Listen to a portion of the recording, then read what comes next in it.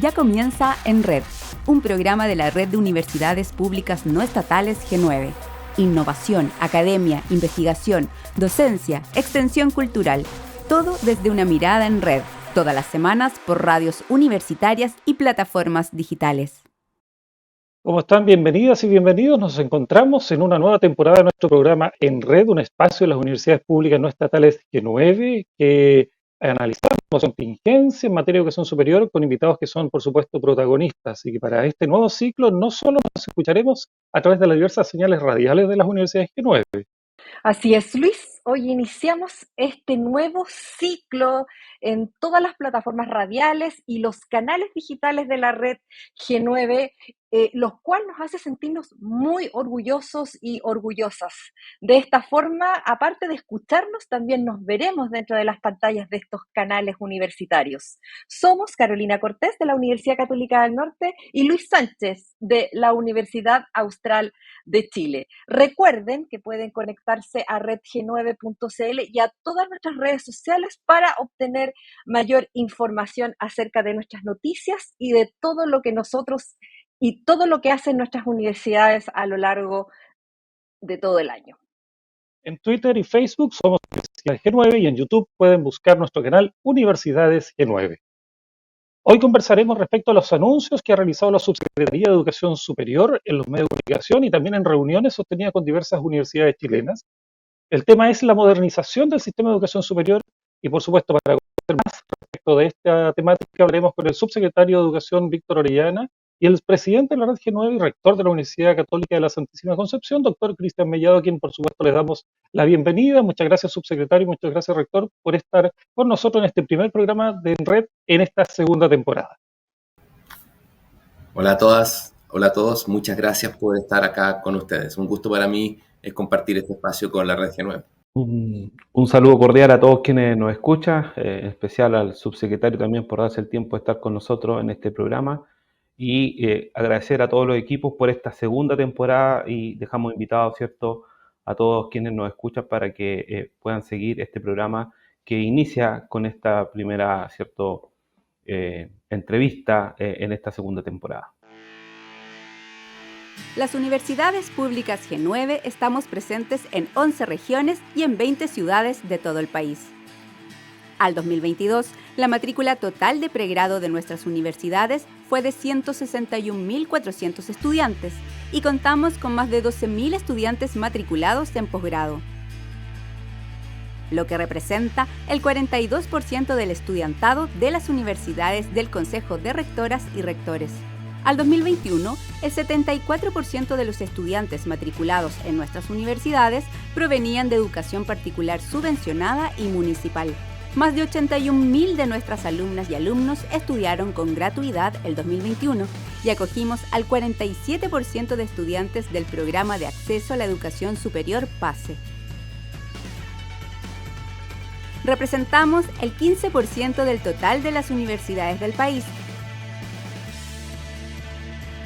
y generamos el 45% de la productividad científica nacional. De las patentes nacionales concedidas a universidades chilenas, el 59,5% corresponde a universidades de la Red G9. Contamos con más de 120 centros de investigación y al 2022 desarrollamos 2.450 proyectos científicos y publicamos más de 17.000 artículos en revistas indexadas.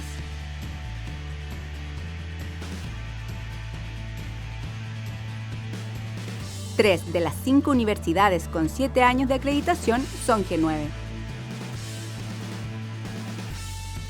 Nuestras universidades promedian 6 años de acreditación, según la Comisión Nacional de Acreditación CNA.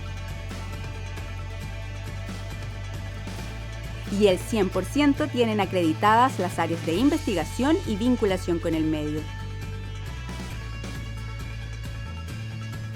Somos universidades de servicio público, de excelencia, de innovación. Somos Universidades G9.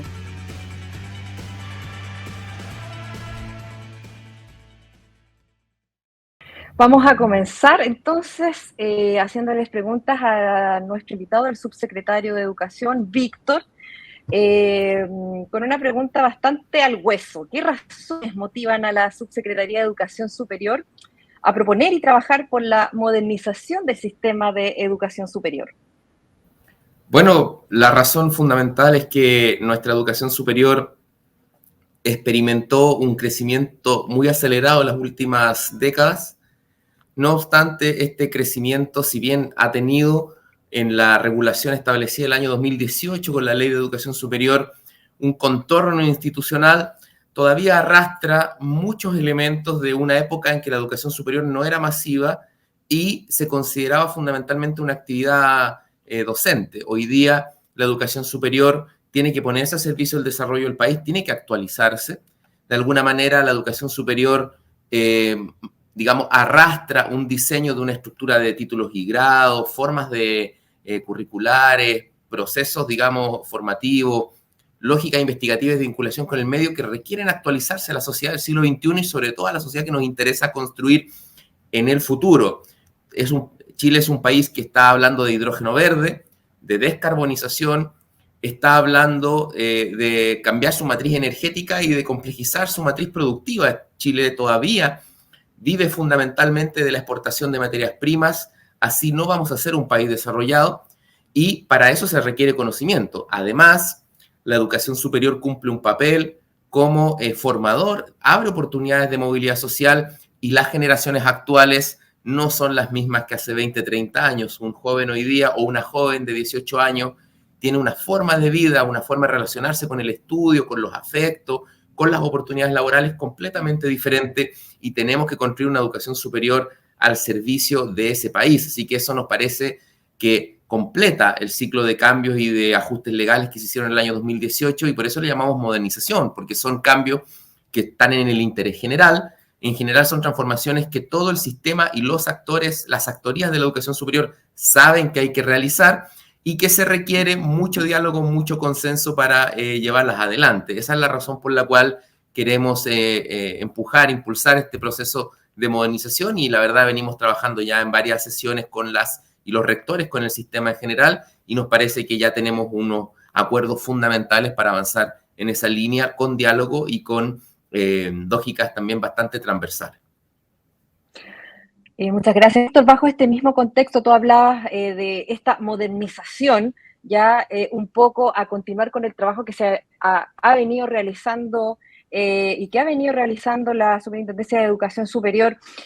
¿Cuáles son los principales elementos, esos elementos que caracterizan esta modernización y bajo esa misma lógica, cómo las universidades pueden hacer estas bajadas a los equipos directivos que en el fondo ejecutarán este proceso? Bueno, primero señalar que el argumento fundamental, el núcleo de nuestra idea de modernización es actualizar y colocar a la educación superior al servicio de una política de desarrollo nacional y regional. El programa de desarrollo productivo sostenible, la estrategia de ciencia, tecnología, innovación, conocimiento, son instrumentos, son políticas públicas que van colocando esfuerzos para desarrollarnos como país y las estrategias regionales de desarrollo hacen esto mismo a nivel local. Entonces, este esfuerzo fundamental nosotros lo descomponemos en tres ejes. Uno de naturaleza académica. Esto quizás es lo principal, ¿no? Porque se trata de una discusión fundamentalmente académica donde queremos modernizar la forma en que hacemos clases, hacemos docencia y formamos personas. Tenemos una estructura de título y grado demasiado rígida que no conversa con el mercado laboral y con sus dinámicas tan cambiantes hoy día. Por eso queremos avanzar hacia un marco de cualificaciones, hacia una forma más dinámica y con credenciales mucho más actualizadas. A veces, hoy día, por ejemplo, decirte ingeniero en informática, el mercado laboral no necesariamente lo decodifica. Bueno, ¿qué plataformas maneja? ¿Qué habilidades está detrás de un título? Y nosotros nos imaginamos un sistema que dé mucha más información, que un título sea un conjunto de certificaciones. Esto no significa que se acaben los títulos, por supuesto, sino que informen de mejor manera los procesos curriculares y también haya mayor adaptabilidad de la formación y mayor pertinencia a las necesidades regionales y nacionales. Luego tenemos que modernizar nuestra vinculación con el medio. Tenemos que ir más allá de conceptos como bidireccionalidad, que en general iluminan, digamos, lo que hacemos con vinculación con el medio, viendo concretamente cómo aportamos a la estrategia regional de desarrollo, cómo aportamos a las necesidades territoriales, ¿no? Y tenemos también que modernizar nuestra capacidad de investigación científica. Tenemos un modelo basado en concursabilidad de fondos que creemos que ha sido muy importante para complejizar las instituciones y para dar un paso adelante en términos de producción científica, pero requerimos crear capacidades de investigación, porque a veces la capacidad de postulación a fondos no está igualmente distribuida en todo el país y necesitamos tener capacidad de investigación científica en todas las regiones.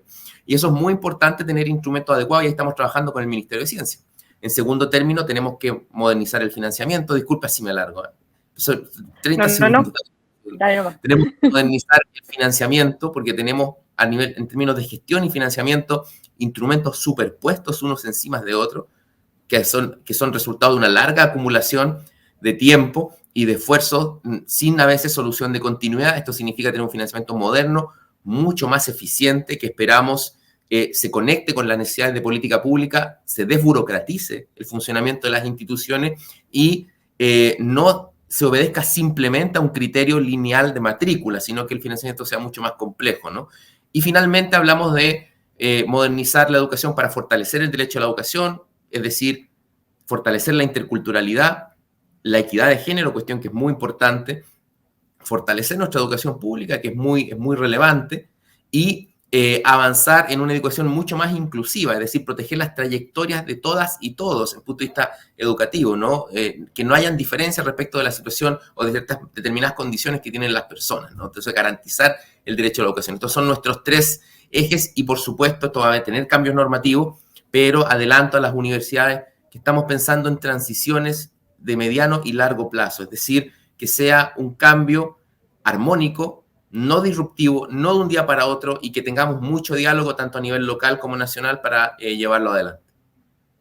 Muchas gracias, Víctor. Y bueno, y haciendo un comentario acerca de lo que está respondiendo, es que todo este cambio, esta modernización de las universidades viene de la mano también con los proyectos educativos que tenga cada universidad, para que un poco conecten y pueda ser al final exitoso. Luis, para continuar con el rector Mellado de esta interesante entrevista sobre la modernización del financiamiento de la educación superior. Así es, como tú señalas, esta es una temática que trasciende obviamente las instituciones de educación superior, y ahí le queríamos consultar al rector Cristian Mellado, presidente de la Red G9, ¿cómo toma la Universidad de G9 este desafío de modernizar el sistema de educación superior? Muchas gracias. Bueno, nosotros desde el primer momento en que el subsecretario ha planteado esto en el pleno del CRUCH, hemos apoyado, ¿cierto?, esta agenda de trabajo. Nos parece que es el camino correcto, en el cual hoy día el subsecretario lo ha dicho, ¿no es cierto?, el contexto social, el cambio generacional, tenemos una serie de factores externos que hacen que hoy día el sistema de educación superior chileno se haga la reflexión y diga, bueno, ¿cómo nos enfrentamos a los desafíos que hoy día la sociedad chilena, el país y a nivel internacional, ¿cierto?, tenemos para poder seguir generando profesionales que hoy día requiere nuestro desarrollo?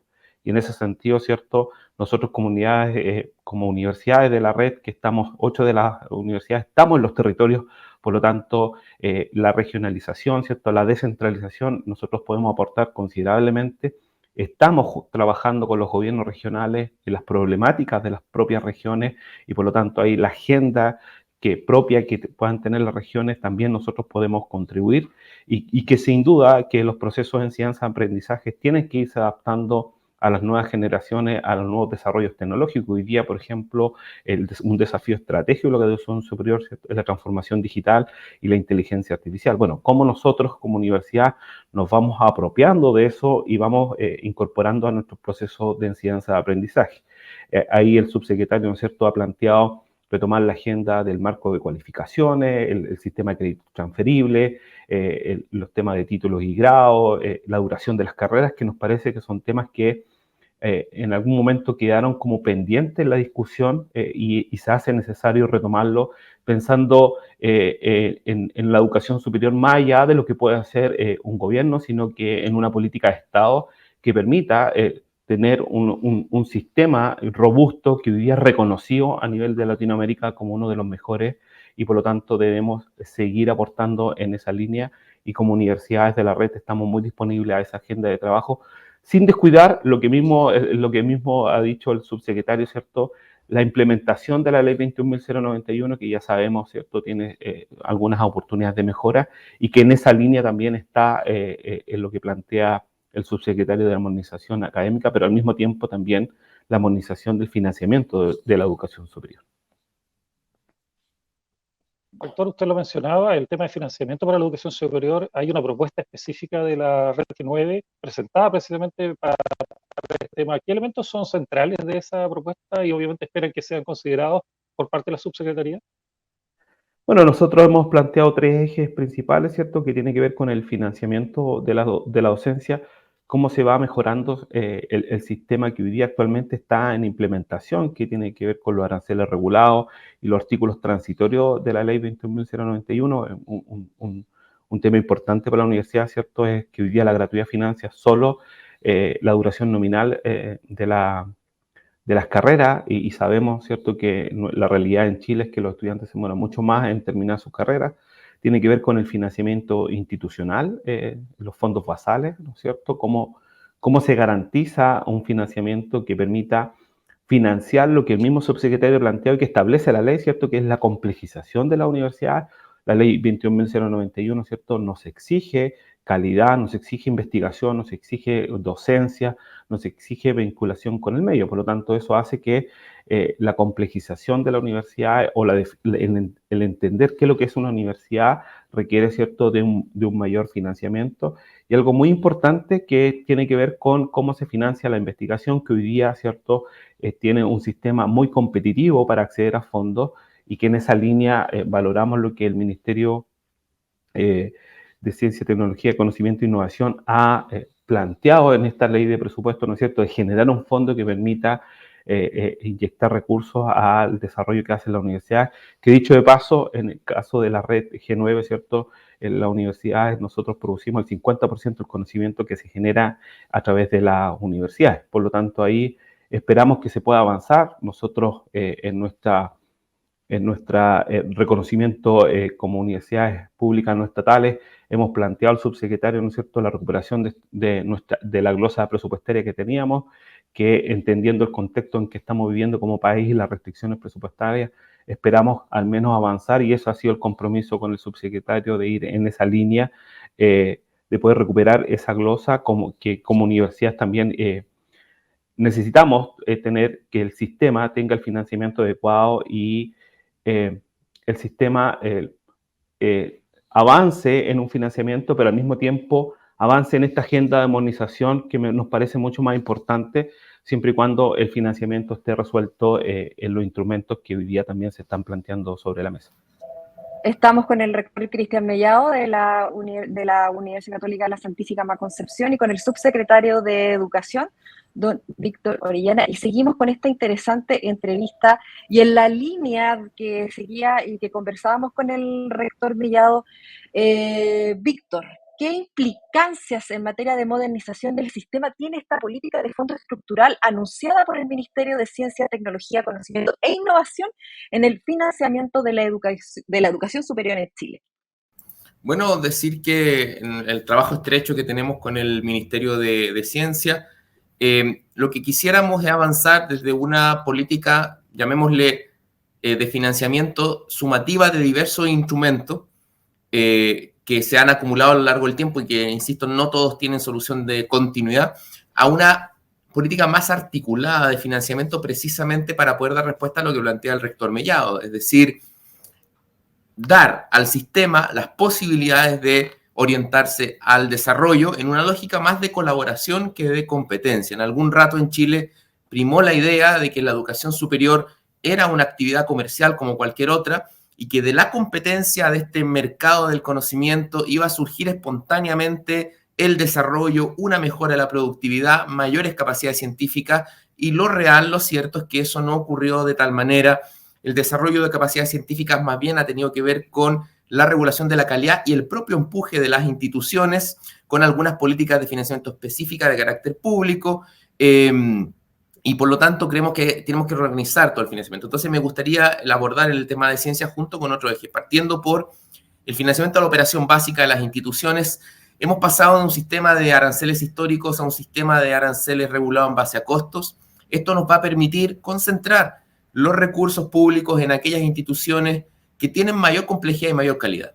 Es decir, a veces en la época pasada de la educación superior teníamos carreras que por su valor reputacional tenían un alto precio, un alto arancel histórico, no obstante una estructura de costo y de complejidad que no se llevaba, digamos, que no tenía una relación correcta, digamos, con ese precio, lo que significaba un arancel bastante elevado y luego un compromiso de deuda por parte de los y las estudiantes, ¿no? Al pasar a un sistema regulado podemos complejizar y, digamos, valorar la complejidad de la institución, y creo que esto lo hemos conversado también con el rector Mellado y con la Red G9.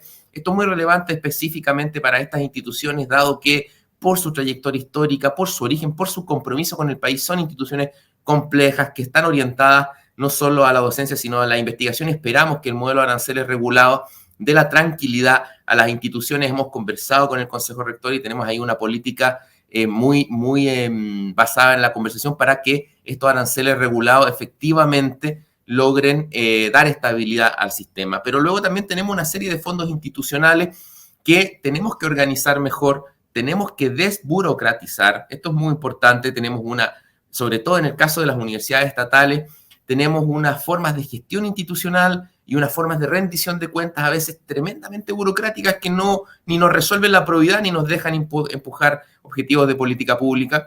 Y para eso estamos en un proceso de reorganización de ese financiamiento, pero también aumentándolo. Por eso hemos dado el gesto en esta ley de presupuesto hace varios años que no aumentaba el aporte basal por desempeño. Este año aumenta el aporte basal por desempeño a la Red G9, y a nivel de la ley de presupuesto, en una glosa, hemos establecido que un componente de una asignación presupuestaria que tradicionalmente era el G9, hoy día es para el G9, pero luego para el año 2025 queremos trabajar la restitución de una asignación específica para la Red G9 como existió en su momento. Este trabajo lo estamos llevando adelante, entonces estamos paulatinamente avanzando. Y también en relación con esto está el anuncio del Ministerio de Ciencias, que es crear capacidades de investigación, es decir, abrir una política donde el Estado va a ir comprometiendo recursos en la medida también de sus posibilidades, pero al menos esta es la señal que queremos dar, de ir creando capacidades, porque cuando tenemos fondos concursables, no siempre en regiones y en determinados lugares tenemos capacidades de postulación. Entonces, como en el modelo socioeconómico que hemos tenido hasta ahora, el desarrollo se concentra en los grandes centros urbanos y de mayor densidad poblacional, no siempre las capacidades de postulación estaban equitativamente distribuidas. Necesitamos instrumentos específicos que nos permitan crear capacidades y mayores capacidades de investigación. Entonces, la agenda de aranceles regulados en torno a un criterio de costo, la reorganización de los fondos institucionales y los fondos estructurales en ciencia van a dar lugar, esperamos, a una nueva arquitectura de financiamiento más colaborativa, más orientada a aportes institucionales que a un financiamiento competitivo por matrícula, y que permita un vector de complejización más armónica de las instituciones. Esperamos que esto le dé tranquilidad a las instituciones y podamos salir, por ejemplo, del crédito con aval del Estado, que es un instrumento que no funcionó como se esperaba y que hoy día, producto de la necesidad de generar garantías de las instituciones a los estudiantes que no finalizan su estudio, se transforma también, como bien sabe el rector Mellado, en una presión financiera para las propias instituciones, ¿no?, que les dificulta su estado financiero. Así que nosotros esperamos también salir de esa política con un instrumento que le reemplace y que construya una articulación mucho más, digamos, clara con los instrumentos como gratuidad y otros que vamos a ir reorganizando. Así que ese es un poco el espíritu y esperamos que esto dé tranquilidad. Podemos hacer un mejor uso de los recursos que ya inyectamos al sistema y esperamos que esto nos permita dar un impulso a la educación superior, al desarrollo, que crece en sus aportes institucionales a pesar de estar en un momento de ajuste fiscal. Esto es el compromiso que tiene este gobierno y el Estado con la educación superior para colocarla al servicio del desarrollo del país, porque sin conocimiento especializado no vamos a llegar al desarrollo. Rector, desde la red G9, precisamente cómo evalúan este fondo. ¿Tienen otras propuestas en torno a esta modernización que se está implementando o quiere implementarse? Sí, bueno, primero valorar, como lo había dicho antes, la propuesta que ha hecho la ministra, ¿no es cierto?, de establecer un fondo que permita financiar la investigación. Entendemos que está en la ley de presupuesto y obviamente ahora tiene que sortear el proceso de aprobación en el Parlamento, el cual vamos a apoyar incondicionalmente, porque nos parece que es el camino correcto, dado que hoy día, ¿cierto?, el sistema de aranceles regulados financia solamente los costos de la docencia y no contempla el costo de la complejización y lo que significa hacer investigación. Las universidades de la red, ¿cierto?, están todas acreditadas en investigación en un promedio de 6 años, por lo tanto, y si uno analiza los presupuestos que destinamos a las instituciones de educación superior, incluso está por sobre lo que hoy día el Estado gasta de su Producto Interno Bruto en investigación. Entendemos también que en esa línea parte del programa del actual gobierno, ¿cierto?, es poder aumentar la inversión en investigación y desarrollo. La meta ahí anunciada es llegar al 1%, por lo tanto, en esa línea, este fondo creemos que es el camino correcto. Y ahí lo que nosotros hemos hecho en esta propuesta es coherente, digamos, el desarrollo de estos fondos basales, es coherente con lo que nosotros hemos propuesto en el documento que hemos propuesto a la Subsecretaría de Educación Superior, y creemos que ahí está en la línea correcta. Insisto en esta idea de que, bueno, mientras esto se va implementando, porque entendemos que no van a estar todos los recursos que el sistema requiere de forma inmediata, es cómo vamos transitando en este intertanto, dado, ¿cierto?, las imperfecciones, si podemos llamarlo de alguna forma, que hoy día tiene el sistema de financiamiento con el tema de la duración nominal de las carreras, los artículos transitorios que están hoy día en la ley, cómo se terminan los aranceles regulados, ¿cierto? Ya sabemos que eso genera un cierto estrés en el financiamiento, pero sin duda que el compromiso de nuestras universidades, ya los datos los muestran, nosotros gastamos, hay universidades que gastan el 2,5% de su presupuesto en investigación.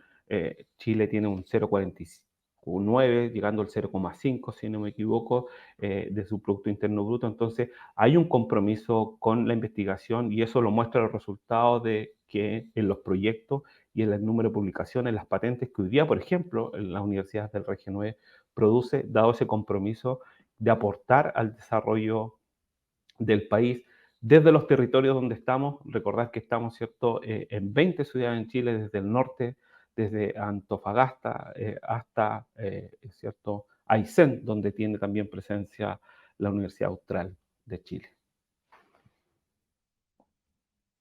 Agradecemos enormemente al subsecretario de Educación Superior, don Víctor Orellana, quien nos acompaña conectado desde Santiago, y al rector Cristian Mellado, presidente de la Red G9 y además rector de la Universidad Católica de la Santísima Concepción, hablando sobre este interesante tema de la modernización del sistema de educación superior. Les agradecemos a ambos que hayan estado presentes en esta nueva temporada de nuestro programa en red, de la Red G9, que ahora va, aparte de las plataformas radiales, también a través de los canales digitales de las universidades que componen el G9. Muchas gracias. Gracias por estar con nosotros. Muchas gracias. Gracias, subsecretario. Muchas gracias, rector. Muchas gracias, Carolina. Muchas gracias. Proyecta el futuro. Más que una invitación, es un desafío a pensar cómo serás parte de los cambios que nuestra sociedad requiere. En la UCM te damos las herramientas y desarrollamos tu espíritu de servicio, con accesos y ayudas inclusivas, porque creemos que no existen impedimentos sociales, físicos o económicos para ser profesional. Proyecta el futuro desde tu vocación en la Universidad Católica del Maule. Somos tu universidad. En 1954, en el sur del país, se dio inicio a un sueño ciudadano y descentralizador. Crear en Valdivia una universidad donde la ciencia, el arte, la cultura, el conocimiento, la innovación, la vinculación y la formación de profesionales fueran el centro de su quehacer. Han pasado 7 décadas y la Universidad Austral de Chile se sigue proyectando como una institución de excelencia al servicio del país. En Valdivia, Osorno, Puerto Montt y Coyhaique, vive la UACH, tu lugar. En la UCN sabemos que el talento y el esfuerzo son la base para que tus propósitos se hagan realidad. Por eso, te invitamos a abrir tu mundo. Libertad de ser. Expande tu potencial desde nuestras carreras de pre y posgrado para que te realices como profesional y ser humano. Libertad para transformar. Los valores de la UCN serán la plataforma para que cambies los mapas. Sé parte de una universidad acreditada con nivel de excelencia. Universidad Católica del Norte. Abre tu mundo. Continuamos con nuestro programa en red con otro interesante tema de interés, y es que el proyecto INES Género de la Universidad de Concepción impulsó el primer encuentro de la red de investigadores UDEC de la Universidad de Concepción, que se desarrolló hace algunos días con gran éxito de convocatoria.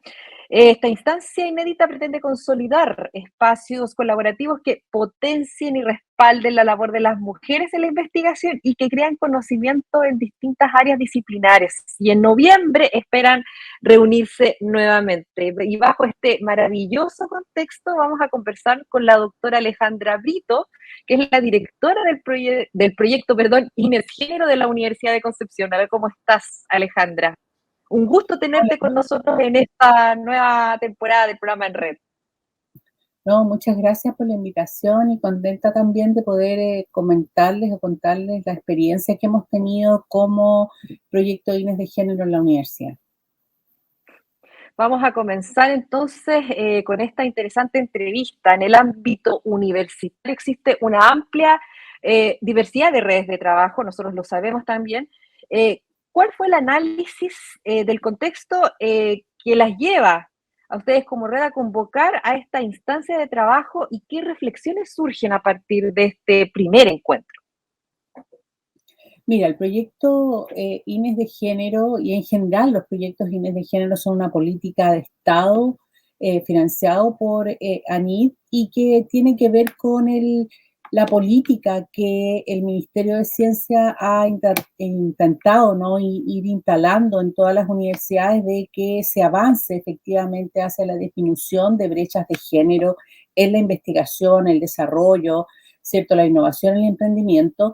Y en ese marco es que nosotros como Universidad de Concepción lo que hemos hecho es, en la ejecución del proyecto, realizar un diagnóstico que marcó gran parte de lo que hemos podido desarrollar hacia el futuro. ¿En qué sentido? En que este diagnóstico nos mostró en una fase cualitativa y participativa, por lo tanto, que las mujeres que realizan labores de investigación al interior de la universidad demandaban un espacio que, por una parte, les permitiese reunirse y conocer lo que efectivamente hacen unas y otras, y por otro lado también generar un espacio de reflexión conjunta que permita, a partir del conocimiento y la experiencia que unas u otras han tenido, de las dificultades, de los caminos pedregosos, en el fondo pegajosos, que han tenido que ir desarrollando o caminando, puedan ir, esa experiencia acumulada pueda efectivamente servir como insumo importante para otras, para que el camino, cierto, que finalmente transiten otras investigadoras sea un camino menos dificultoso de lo que ya han desarrollado otras. Entonces, en esa lógica, en esos encuentros es que finalmente nosotros nos dimos cuenta que se requería un espacio. Y claro, los proyectos tienen una lógica de generar redes a partir, por ejemplo, de la creación de mentorías, ¿no? Pensando un poco en el traspaso de experiencia. Sin embargo, a nosotros nos pareció que simplemente crear espacios de mentorías podía ser una cuestión muy dirigida, muy desde arriba, muy vertical, y decidimos más bien en una lógica de lo que tiene que ver con el centro o el núcleo de nuestro proyecto, que es crear redes, asociatividad y redes. Lo que nosotros más bien planteamos es por qué no convocar a un encuentro de una red de todas las personas o de todas las mujeres que se dedican a la investigación como académicas o como profesionales de investigación o como estudiantes de posgrado o como postdoctorandas, que también es un grupo que cada vez está creciendo más al interior de las universidades y de las cuales no son ni académicas ni son estudiantes, ¿no? Entonces, pero hay un grupo ahí súper importante que contribuyen a la creación de conocimiento. Entonces, nosotros lo que hicimos fue convocar a todas estas mujeres a proponerles un espacio de trabajo conjunto. Y ese espacio de trabajo conjunto es un espacio que deberían, ¿no? O lo que nosotras esperamos es que efectivamente sea un espacio más horizontal, donde sean las propias investigadoras quienes diseñen, por una parte, la orgánica y por otro lado, ¿cierto?, se decidan las actividades a seguir. Entonces nosotros no quisimos generar un espacio, ¿cierto?, donde todo viene dado, una invitación a hacer tal cosa, sino que más bien es una invitación a formar efectivamente una red que sea autogestionada y que permita ir avanzando a partir de las necesidades que las mismas investigadoras vayan levantando. Alejandra, es muy interesante escucharte porque ciertamente las universidades o los institutos también de educación superior están relevando y están poniendo en la palestra este tema, sobre todo con las investigadoras. Y bajo esa misma lógica, la cual me parece muy interesante destacar, ¿cuáles son las instancias que tienen definidas para fortalecer estas trayectorias académicas y profesionales de las investigadoras? Mira, el fortalecimiento de las investigaciones realizadas por mujeres es una cuestión que ya viene dándose, ¿no?, en un proceso más largo. Si tú miras, por ejemplo, los datos de ANID, es cierto que las mujeres tenemos una presencia menor en todo el sistema, ¿cierto?, de CPCI, y lo alcanzamos un poco más o alrededor del tercio o un poquito más. Sin embargo, si tú miras en las generaciones jóvenes, como los postdoc, o incluso los proyectos de iniciación de fondos, y tú cada vez tienes más presencia de mujeres. Pero uno de los temas que nosotros nos hemos dado cuenta que aun cuando exista un alto porcentaje o un número importante de mujeres haciendo investigación, una de las cosas que más ellas vivencian cotidianamente es la falta de reconocimiento. Y eso es un tema que está también muy asociado y que yo creo que es súper importante comenzar a ponerlo en discusión en los distintos espacios y, por supuesto, no los espacios que corresponden al ministerio, a NID, etcétera, que es cómo vamos construyendo efectivamente una ciencia más colaborativa, ¿no?, y menos competitiva. Porque claro, cuando tú miras los rankings, por ejemplo, de las universidades o los rankings, ¿cierto?, que se generan en términos de investigación, tú tienes que en la cúspide suelen haber mucho más hombres que mujeres, ¿no? Y son investigadores altamente productivos. El tema está, y que es una de las cosas que a nosotros nos interesa investigar dentro del proyecto de INES, ¿qué hace que estos hombres lleguen a ser tan productivos? ¿Y qué pasa con el grupo que viene después? Y claro, en la conversación, en la experiencia que nosotros hemos tenido en los encuentros con mujeres, ¿qué pasa? Es que obviamente esas mujeres tienen otras prioridades también en su vida, además de la investigación, ¿no? Y aquí es cuando se cruzan cuestiones vinculadas, por ejemplo, al área de los cuidados, que la pandemia dejó súper claro. Si tú miras todos los indicadores, no solo nacionales, locales, sino que también internacionales, la productividad de las mujeres investigadoras bajó en periodos de pandemia y la de los hombres sube. Nosotros en la Universidad de Concepción tenemos ese dato, ¿no?, que las brechas se aumentan en los periodos de pandemia, pero no tanto porque las mujeres hayan producido mucho menos, sino porque los hombres producen mucho más. Entonces la pregunta que tú te haces es ¿qué permite que un varón pueda producir más y qué permite o qué dificultades tiene una mujer para producir más? Y ahí entran las labores de cuidado, las responsabilidades domésticas, el compromiso con la docencia, etcétera.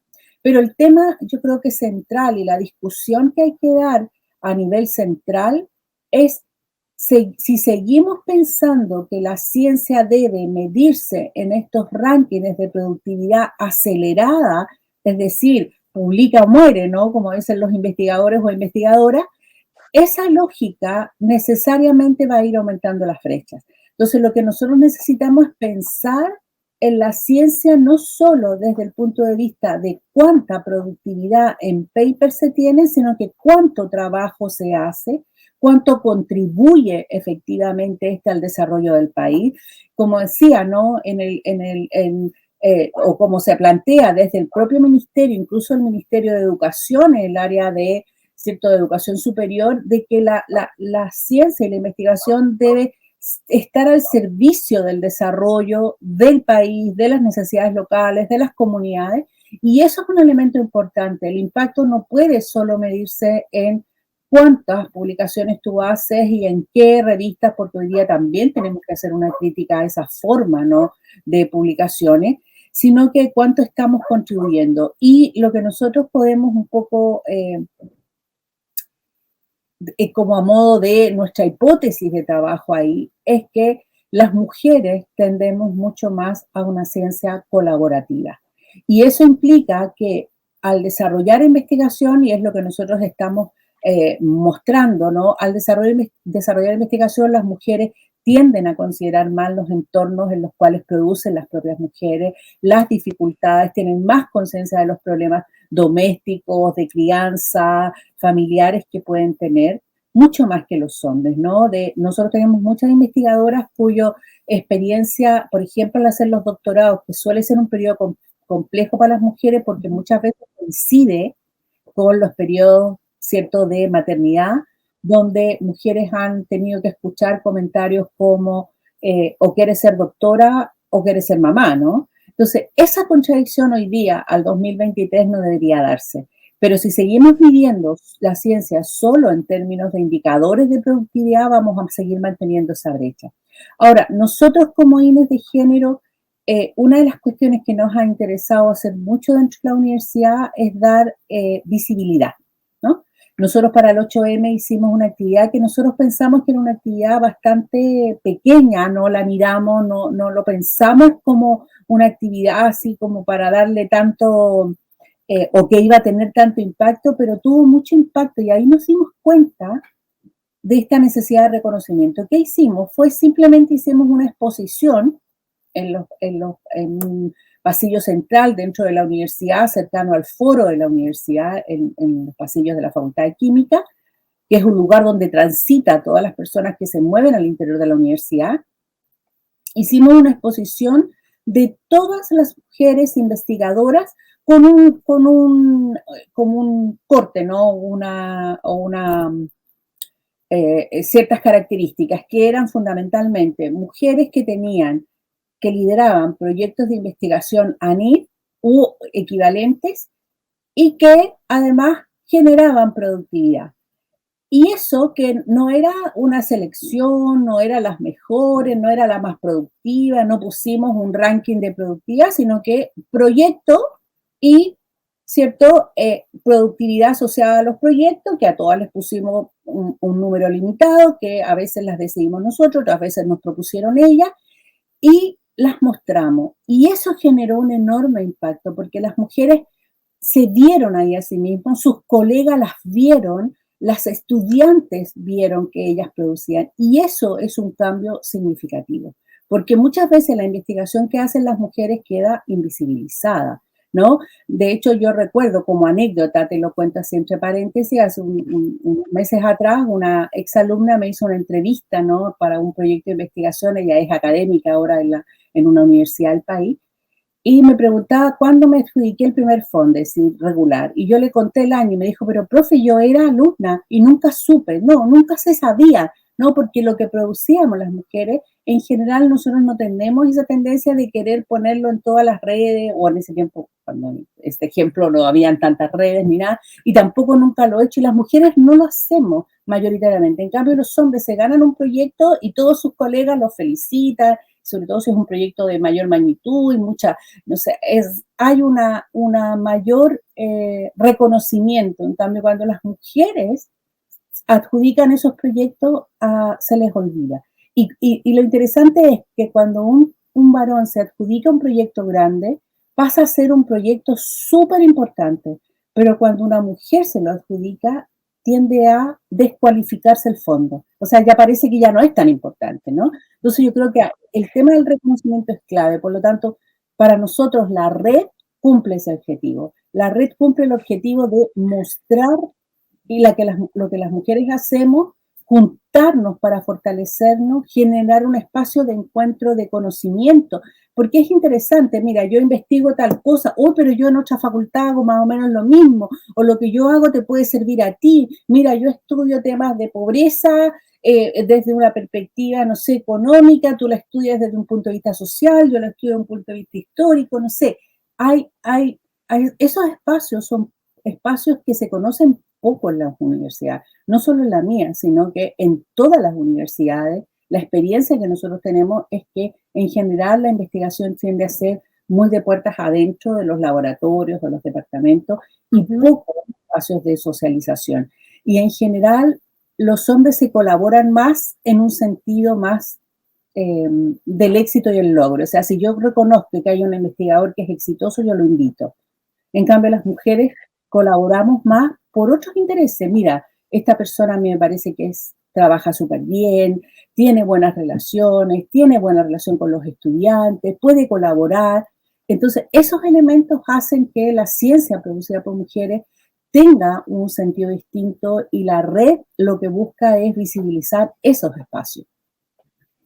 Alejandra, me parece bastante interesante lo que estamos conversando y la verdad que atentamente escucho la pasión con la cual tú hablas acerca de esta proyección, de esta capacidad de las mujeres ahora, el 2023, que tenemos para poder poner en la palestra nuestro trabajo. Y sabemos que a nivel de la red G9 y además de otras universidades, claro, hay distintas instancias, espacios que se están dando y que cada vez ganan más fuerza. La conformación de esta red de investigadoras está enmarcada en la comunidad de la Universidad de Concepción, estamos hablando de la INES de género, pero hay proyecciones de articular a lo mejor esto o replicarlo a nivel regional o nacional para proyectar INES de género. Y ya finalizando nuestra entrevista, Alejandra. Sí, mira, esa pregunta es muy interesante porque, claro, nosotros estamos hablando ahora de la experiencia interna de la UDEC, pero no hay que olvidar que hoy día hay más de 20 universidades a nivel país que también tienen proyectos están desarrollando, ejecutando proyectos de INES de género, es decir, estos proyectos de innovación en educación superior focalizados en temas de disminución de brechas de género. Y así como nosotros estamos creando la red local, es importante decir que estos proyectos, una de las primeras actividades que nosotros hemos realizado ha sido conocernos. Nosotros constituimos una red de INES nacional. Primero, con los primeros 13 proyectos que se adjudicaron en el 2021, después sumamos a los que se adjudicaron en el 2022 y ahora los que se adjudicaron en el 2023. Y nosotros tenemos una red articulada, tenemos unas coordinadoras a nivel nacional, vamos a realizar el próximo año el primer congreso grande de la red INES nacional. Entonces, ese es un elemento que diferencia otras políticas, ¿cierto?, que se han desarrollado a nivel nacional, que tú puedes tener que, claro, tienes un fondo y ese fondo se adjudica en todas las universidades, pero cada universidad lo desarrolla internamente o en colaboración con aquellas que haya explícitamente establecido red. En cambio, nosotras, los INES de género, lo que tenemos es una red nacional que desde el día 1 estamos pensando cómo ir aportando, y hemos tenido varias reuniones además con ANID, con el ministerio, para mostrar cómo desde esta red de colaboraciones de INES a nivel nacional nosotros podemos contribuir a la política pública que piense, ¿no? Y yo siempre cito a la subsecretaria del Ministerio de Ciencia, la doctora Carolina Gainza, que ella habla siempre en todos los encuentros de cómo construimos una ciencia sana.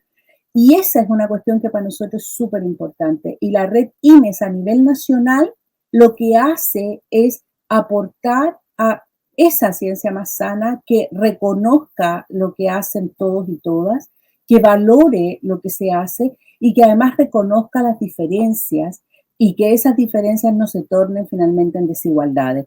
Y esa es una cuestión central, o sea, nosotros no creemos que una ciencia sana no puede ser solo una ciencia medida en altos indicadores de productividad a nivel de paper WOS y con estos indicadores, ¿no?, de indexación, sino que una ciencia que contribuya efectivamente al desarrollo y que no se haga a costa de otros espacios que son vitales para el desarrollo humano, como es la familia, los entornos, el ocio, etcétera. O sea, nosotros no estamos por pensar en una ciencia, en cómo nosotros transformamos a las mujeres en súper productivas para que trabajen de lunes a domingo, ¿cierto?, produciendo más paper. Nosotros queremos una ciencia sana que contribuya, que dialogue y que permita efectivamente aportar al desarrollo del país. Y eso es lo que estamos haciendo o lo que intentamos hacer, ¿cierto?, de manera colaborativa en la red de proyectos INES de género a nivel nacional. Estamos conversando con la doctora Alejandra Brito, directora del proyecto INES Género de la Universidad de Concepción, en el contexto del desarrollo del primer encuentro de la red de investigadores de la Universidad de Concepción. Interesante la propuesta, interesante replicarlo, y esperamos poder tenerla en un próximo programa, este programa en red, que ahora se escucha y se ve a través de los distintos canales de difusión de la red G9. Muchas gracias por estar con nosotros en este primer capítulo de esta nueva temporada. No, muchas gracias a ustedes y por supuesto siempre dispuesta todo el equipo del INES de género, y no me cabe duda también que los equipos de los otros INES de género de las universidades que componen el G9. Muchas gracias. Gracias a ustedes, que estén muy bien. El programa En Red es emitido por las diversas plataformas radiales y canales de difusión de las universidades de la red G9. Y hoy les traemos noticias en materia de investigación desde el norte, centro y sur de nuestro país. Proyectos, centros de investigación, entre otros, desde la Universidad Católica del Norte, desde la Pontificia Universidad Católica del Paraíso y la Universidad Austral. Hola a todos y a todas, soy Pablo Cod, periodista de la Dirección de Comunicaciones de la Universidad Católica del Norte. Les cuento que un grupo de 10 científicos, además de algunos estudiantes de posgrado, desarrollan en terreno diversos estudios para analizar la microbiota del desierto de Atacama en sectores aledaños a las zonas de Baquedano y Yungay en la región de Antofagasta. Esto en el marco del proyecto Fondesit denominado El papel de los gases atmosféricos y las especies de azufre, reducido en el apoyo a la persistencia de la microbiota del suelo en el desierto de Atacama, liderado por la doctora Cecilia de Mergazo, directora del Nodo Landata Laboratorio Natural Desierto de Atacama y del Centro de Biotecnología Aplicada de la Universidad Católica del Norte, profesor Alberto Ruiz. Uno de los objetivos del estudio es conocer en profundidad la dinámica del suelo del desierto de Atacama y cómo durante miles de años han subsistido en él algunos microorganismos. Se investiga, entre otros aspectos, si extraen su energía vital del hidrógeno o monóxido de carbono del ambiente y lo utilizan como fuente de energía. Se trata de un estudio interdisciplinario que involucra especialidades como microbiología, astrobiología, geología, química, suelos y clima, entre otras disciplinas que integran estos conocimientos en un mismo ambiente de estudio y que trabajan integradas para obtener los resultados esperados. En la iniciativa participan científicos y especialistas de la NASA y del Instituto SETI, además de la Universidad de Arizona, de la Universidad de Monash, Australia, y del Centro de Biotecnología de la UCN. Esta investigación obedece a un trabajo multidisciplinario que lleva ya 10 años de investigación en el área de la microbiota del desierto de Atacama, la cual es la única del planeta y es una de las singularidades que hace que este desierto sea catalogado internacionalmente como un laboratorio natural. El estudio de suelo se desarrolla desde 2010 en el Centro de Biotecnología de la UCN y la NASA y el Instituto SETI, desde la construcción y operación del primer robot que fue construido para tomar muestras y luego el segundo que ya hacía perforaciones en el suelo. Y ahora se van a analizar más en profundidad las muestras de la microbiota y su posible relación con el ambiente del desierto de Atacama y su permanencia en él. El Laboratorio de Fotometría y Control de Calidad de la Pontificia Universidad Católica de Valparaíso ha tenido un rol fundamental en los últimos 58 años en el desarrollo de proyectos de investigación que busca dar soluciones a problemas del entorno. Soy Jenny Viedma, periodista de la PUCB. El Laboratorio de Fotometría de la PUCB se encuentra en pleno centro de Valparaíso. está reconocido por el Instituto Nacional de Normalización por norma ISO de gestión de calidad y a la vez autorizado por la Superintendencia de Electricidad y Combustible para poder ejercer funciones de certificación. En concreto, el laboratorio de la PUCB cumple con una doble función. Por un lado, el ámbito de la docencia, en donde participan profesores y alumnos de la Escuela de Ingeniería Eléctrica, y por otra parte, la constante generación de certificaciones en rubros medioambientales y de seguridad.